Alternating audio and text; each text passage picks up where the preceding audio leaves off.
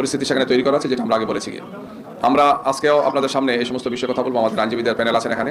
আমরা বেশ কয়েকটি আসনে, এখন পর্যন্ত আমরা প্রায় 30টি আসনে আমরা এই ধরনের চরম অব্যবস্থাপনা দেখেছি, যেখানে ভোট জালিয়াতি হয়েছে, কারচুপি হয়েছে, যে সমস্ত কাগজগুলো তারা দিয়েছেন সেখানে অপারেটিং হয়েছে, ঘোষণা মাজা হয়েছে, বিভিন্ন ধরনের অসুবিধা হয়েছে। আমরা এই সমস্ত বিষয়গুলো নির্বাচনের দিনও জানিয়েছিলাম।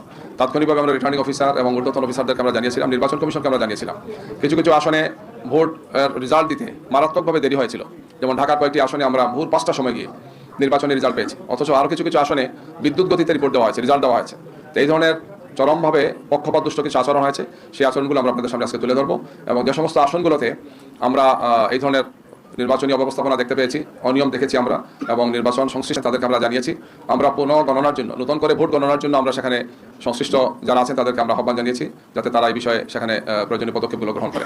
আমরা এই বিষয়ে নির্বাচন কমিশনকেও আমরা জানাবো, তাদেরকে আমরা যোগাযোগ করেছি, তাদের কাছে আমরা এটা পৌঁছাবো, এবং এই ব্যাপারে সম্ভাব্য সব ধরনের আইনি পদক্ষেপ নেওয়ার সুযোগ আমাদের আছে। আমরা সেই সমস্ত আইনি পদক্ষেপগুলো আমরা গ্রহণ করবো।